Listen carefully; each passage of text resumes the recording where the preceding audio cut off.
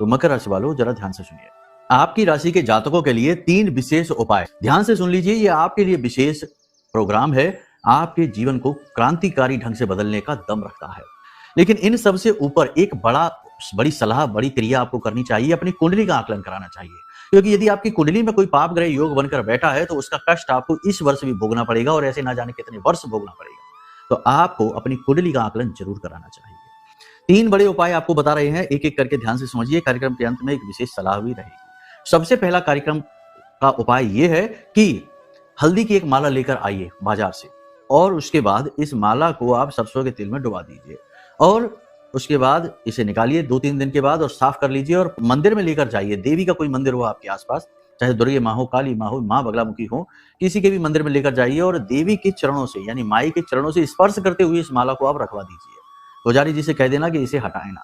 24 घंटे वहां माला रखी रहे और उसके बाद आप इसे देवी का प्रसाद समझकर लेकर आ जाइए और इस माला को लाकर अपने गले में धारण कर लीजिए। दिनों का हिसाब कुछ इस प्रकार से रखना कि इस माला को जब आप धारण करें तो वह दिन शनिवार हो। बस इतने से आपकी वर्ष भर सुरक्षा होगी, कोई आपका बाल बांका नहीं कर पाएगा। जब भी कभी जीवन में डर लगे, कष्ट हो, कुछ तकलीफ महसूस हो तो इस मंत्र का उच्चारण करते रहना। समय काल अवस्था का कोई ध्यान नहीं करना, ये साधना मंत्र नहीं है, ध्यान मंत्र है। मंत्र मोबाइल की स्क्रीन पर आपको दिखाई दे रहा है, हम जल्दी से बोलकर भी बता देते हैं। ओम ह्लीम ऐं श्रीम क्लीम श्री बगलानने मम रिपुने नाशय नाशय ममेश्वर्याणि देहि देहि शीघ्रम मनवांछितम कार्य साधय साधय ह्लीम स्वाहा। इस मंत्र का उच्चारण कर लीजिए, देवी आपका कल्याण कर देंगे। दूसरा उपाय यह है कि एक सूर्य यंत्र बनाइए, क्योंकि यह सूर्य देवता को समर्पित वर्ष है।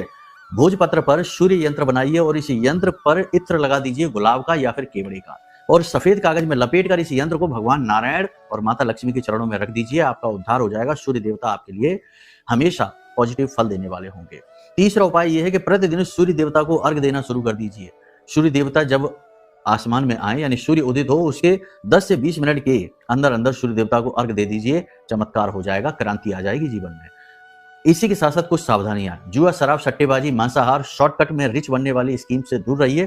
धोखेबाज, फ्रॉड और जो हमेशा रोते रहते हैं, दुखड़े रोते रहते हैं, नेगेटिव लोगों से दूर रहिए, अकर्ता लोगों से दूर रहिए, ये आपको भी भ्रष्ट कर देंगे। इसी के साथ साथ अपने पिता की समान उम्र के लोगों का भूलकर भी अपमान न करें, चाहे सामने चाहे पीठ के पीछे। इसी के साथ साथ सबसे महत्वपूर्ण, अपने पुरखे पूर्वजों को हमेशा सम्मान दीजिए, भूल से भी उनके लिए कोई गलत बात न निकालिए। तो चलिए बंधुओं, प्रेम से बोलिए जय माई की, जय मां बगलामुखी।